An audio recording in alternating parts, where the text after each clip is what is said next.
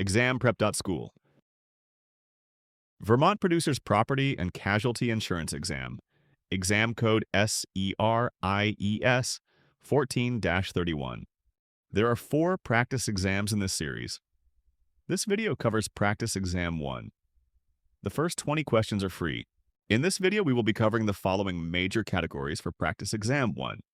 Auto insurance, business owner's policy, commercial package policy, dwelling policy, general insurance, homeowner's policy, insurance regulation, other coverages and options, property and casualty insurance basics, workers' compensation. Let's walk through the format. I'll read each question and its choices. Let's get started. Question 1. According to Vermont insurance regulations, what is the minimum age requirement for an individual to apply for a resident insurance producer license? A. 16 years old. B. 19 years old. C. 18 years old. D. 21 years old. A countdown circle appears in the top right. Once it completes, the answer is revealed. You can pause at any time if you'd like longer to think. If you'd like additional practice covering more topics, see the description for our book.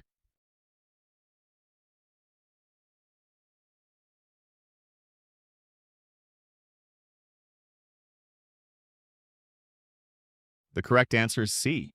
The Vermont Department of Financial Regulation requires applicants for resident insurance producer licenses to be at least 18 years old based on state statute governing licensing eligibility. Reason A is not correct. Under 18, applicants do not meet the statutory minimum age requirement. Reason B is not correct. Age 19 is not specified by statute as the minimum for a resident producer license. Reason D is not correct. Age 21 exceeds the minimum age but is not the required threshold. Question 2. Under Vermont licensing procedures, within how many days of submitting an initial producer license application must fingerprints be received by the department for a background check? A. 15 days. B. 90 days. C. 60 days. D. 30 days.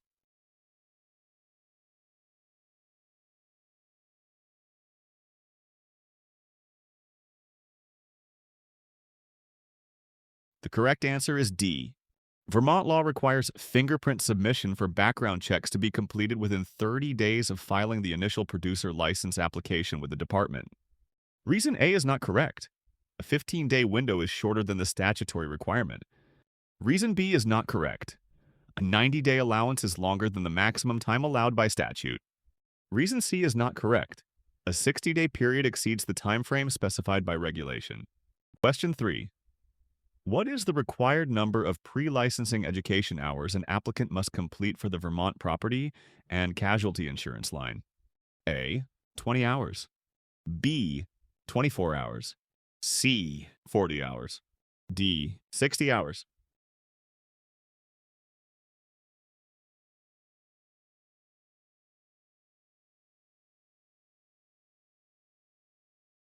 The correct answer is C. State regulations mandate that prospective property and casualty insurance producers in Vermont complete 40 hours of approved pre-licensing education specific to that line before applying for licensure. Reason A is not correct. 20 hours is below the threshold established for the PC line. Reason B is not correct. 24 hours applies to other lines, not property and casualty. Reason D is not correct. 60 hours exceeds the requirement set by Vermont law for PC pre-licensing. Question 4. After completing the mandatory pre-licensing education for property and casualty insurance in Vermont, within what time frame must an applicant pass the licensing examination? A. 6 months. B. 24 months. C. 18 months. D. 12 months.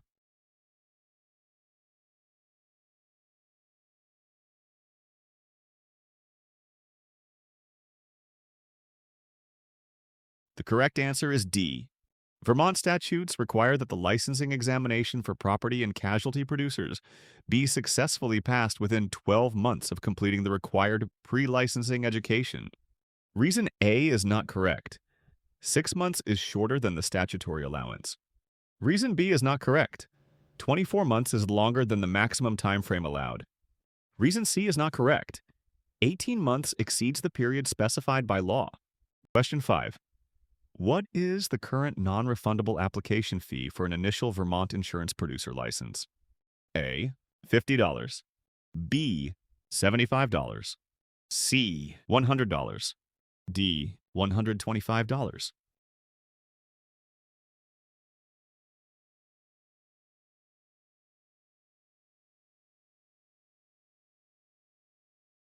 The correct answer is D.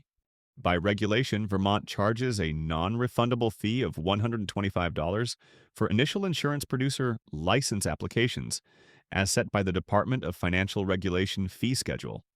Reason A is not correct. $50 is below the fee established by the department. Reason B is not correct. $75 does not correspond to the current schedule. Reason C is not correct. $100 is less than the statutorily required fee. Question 6. Jordan submitted his Vermont producer license application via the ULS portal, but forgot to include his fingerprint card. His application status shows awaiting review with no option to upload additional documents. Which action should Jordan take to ensure his fingerprint card is processed with his application? A. Withdraw the application and then resubmit, including the fingerprint card. B. Contact the Vermont DOI to request an exception and mail the fingerprint card separately. C. Upload digital fingerprints via the portal's fingerprint function. D. Schedule the examination and bring the fingerprint card to the test center.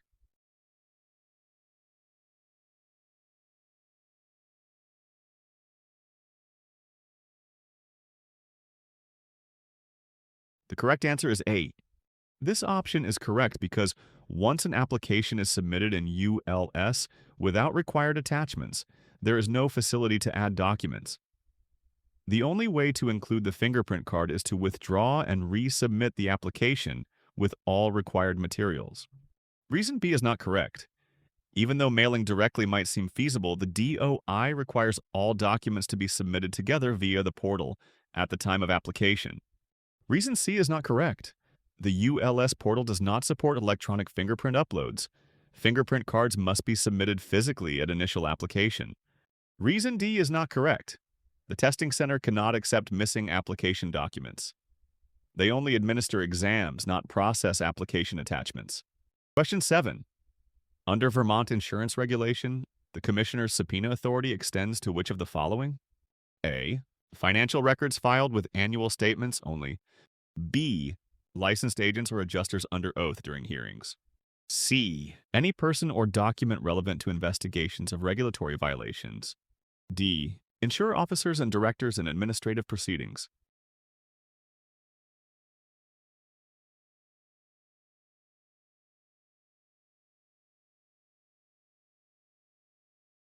The correct answer is C. The Commissioner has broad subpoena authority under Vermont law to require any persons or records relevant to investigating potential violations. Reason A is not correct. Focuses only on annual statement records, but authority is broader than just financial filings. Reason B is not correct.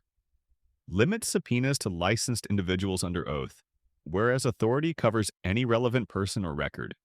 Reason D is not correct. Restricts subpoenas to insurer executives, but authority applies to any persons or documents pertinent to investigations. Question 8. How often must the Vermont Commissioner conduct market conduct examinations of authorized insurers? A. At least once every 5 years. B. At least once every 3 years. C. At the Commissioner's discretion with no defined interval. D. At least once every 10 years.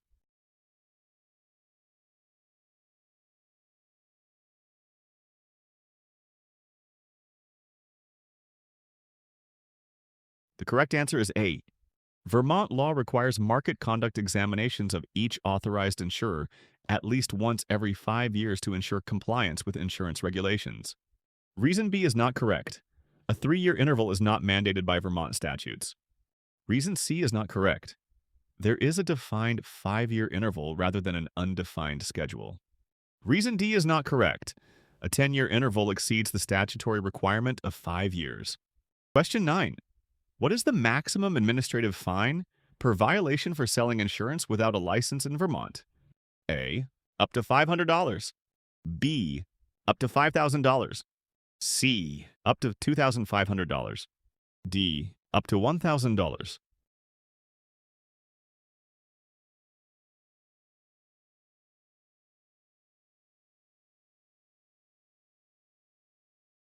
The correct answer is D.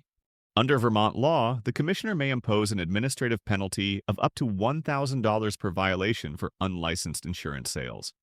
Reason A is not correct. A $500 fine is below the statutory maximum. Reason B is not correct. A $5,000 fine greatly exceeds what Vermont law allows. Reason C is not correct.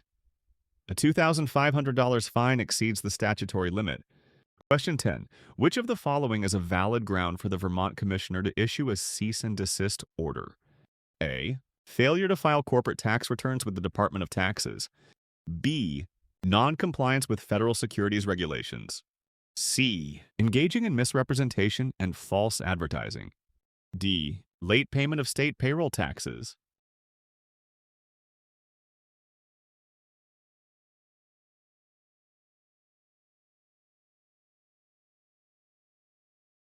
The correct answer is C. Vermont law authorizes cease and desist orders for unfair trade practices, including misrepresentation and false advertising in insurance activities. Reason A is not correct. Corporate tax filings fall under tax law, not insurance regulatory grounds. Reason B is not correct. Federal securities regulations are outside the insurance commissioner's cease and desist scope. Reason D is not correct. Payroll tax issues do not constitute insurance regulatory violations. Question 11. After the Vermont Department of Financial Regulation determines that an agent violated record-keeping requirements, it notifies the agent of a civil penalty. Under Vermont Insurance Code, what is the maximum civil fine per violation? A. $500. B. $1,000. C. $2,000. D. $5,000.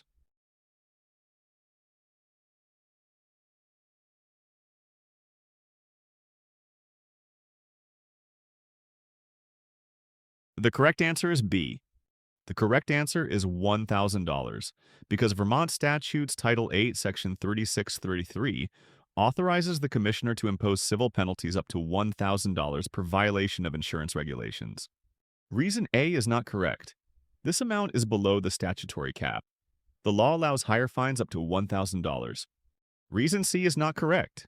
This amount exceeds the statutory maximum of $1,000 per violation under Vermont law. Reason D is not correct. This amount is well above the $1,000 limit set by Vermont insurance regulations. Question 12. Under FCRA Section 604, subsection A, paragraph 3, clause F, which is a permissible purpose for obtaining a consumer report in the context of insurance credit scoring? A. Evaluating a consumer's credit history for employment decisions. B. Underwriting or rating of an insurance policy. C. Determining eligibility for a mortgage loan. D. Verifying identity for government benefits.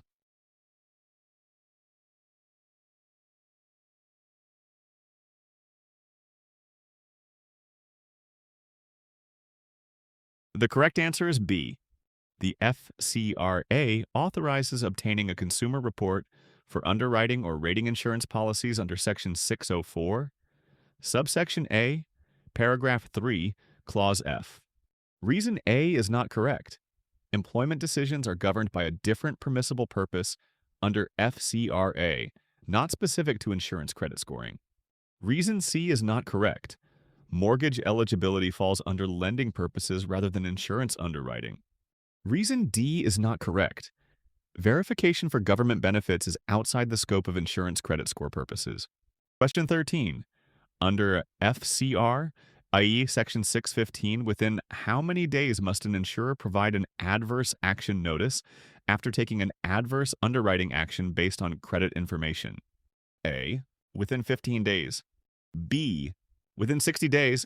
C. Within 30 days. D. Within 90 days.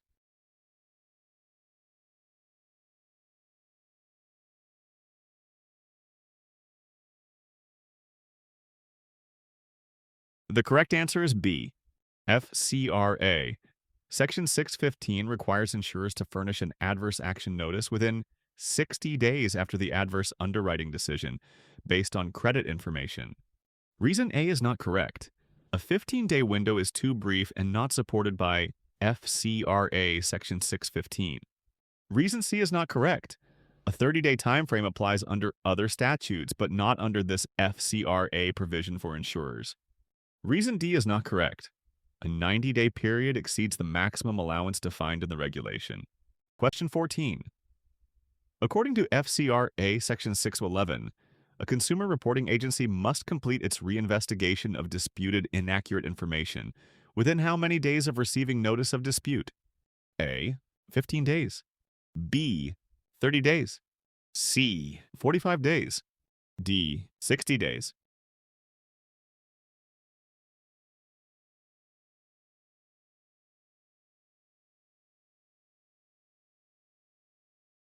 The correct answer is B. FCRA. Section 611 mandates that a consumer reporting agency complete its reinvestigation within 30 days after receipt of a dispute notice. Reason A is not correct. A 15-day interval is shorter than the statutory requirement. Reason C is not correct. A 45-day period exceeds the time frame established by the FCRA. Reason D is not correct. A 60-day period is longer than the maximum investigation window specified. Question 15.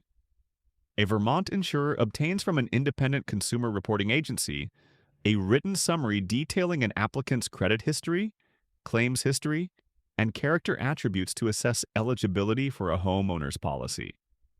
Under the Fair Credit Reporting Act definitions applicable to insurers, this document is best classified as which of the following? A. A consumer investigative report. B. An underwriting appraisal. C. A claim register report. D. A consumer report.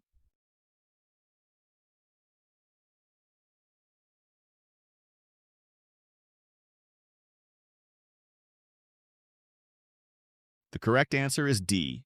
This document meets the statutory definition of a consumer report because it is a communication by a consumer reporting agency about creditworthiness, claims history, and personal characteristics used for underwriting decisions. Reason A is not correct. Describes a specialized investigative report that includes personal interviews, which is not indicated in this scenario. Reason B is not correct. Refers to an internal assessment, not a report supplied by a consumer reporting agency. Reason C is not correct. Refers specifically to claims history files maintained by an insurance support organization, not an agency report covering credit and personal data. Question 16. Which of the following statements most accurately distinguishes pure risk from speculative risk? A. Pure risk involves only the possibility of loss or no loss, whereas speculative risk includes the possibility of gain. B. Pure risk arises from intentional acts undertaken for potential profit. C. Speculative risk is inherently insurable under standard insurance contracts. D. Speculative risk exclusively results from natural perils such as fire or flood.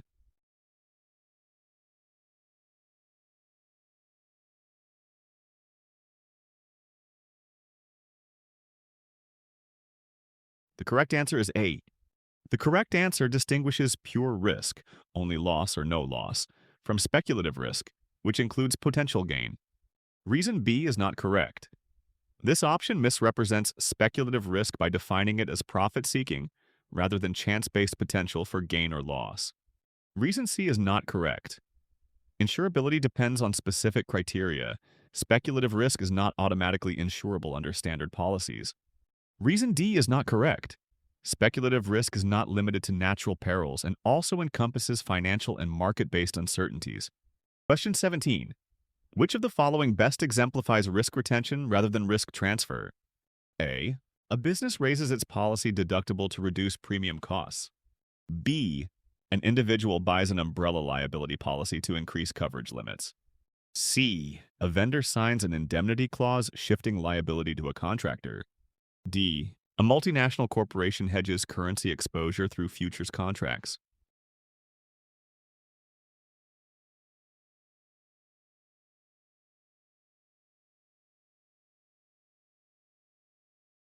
The correct answer is A.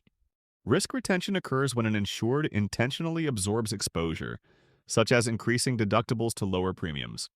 Reason B is not correct. Purchasing additional insurance shifts risk to the insurer rather than retaining it. Reason C is not correct. An indemnity clause transfers liability to another party instead of retaining it. Reason D is not correct. Hedging through financial instruments transfers a risk to other market participants. Question 18. Which of the following is not an essential characteristic of an insurable risk? A. Exposure to loss must be fortuitous and accidental. B. The potential loss must be catastrophic and unpredictable in magnitude. C. A sufficiently large and relatively homogeneous exposure pool must exist. D. Premiums must remain economically feasible relative to the risk.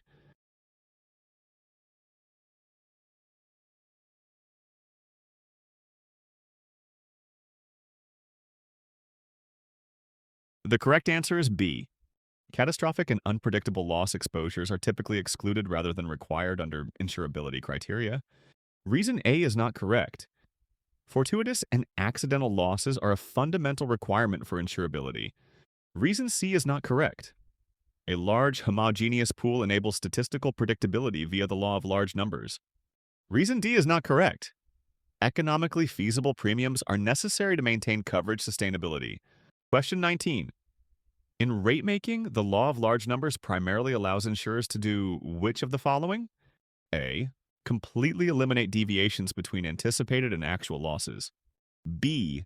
Standardize contractual provisions uniformly across all policies.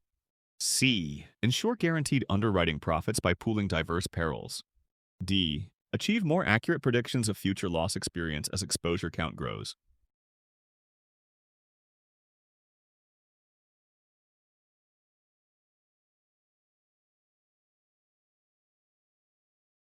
The correct answer is D. The law of large numbers states that as exposure count increases, actual loss experience converges toward expected values. Reason A is not correct. Variation cannot be entirely eliminated, only reduced probabilistically through large samples. Reason B is not correct. Contract provision standardization is administrative and unrelated to statistical convergence. Reason C is not correct. The law improves loss estimate accuracy but does not guarantee underwriting profit. Question 20. An insurer launched a guaranteed issue life insurance policy aimed at middle-income applicants. After 1 year, claims have significantly exceeded projections due to a higher proportion of applicants with serious health conditions. Which of the following underwriting actions is most effective for mitigating adverse selection while maintaining the product's accessibility to healthy individuals? A. Add a 2-year graded death benefit to limit early high-risk claims. B. Increase standard premium rates uniformly for all policyholders. C. Require all applicants to complete a detailed health questionnaire. D. Implement a pre-existing condition exclusion period beyond 1 year.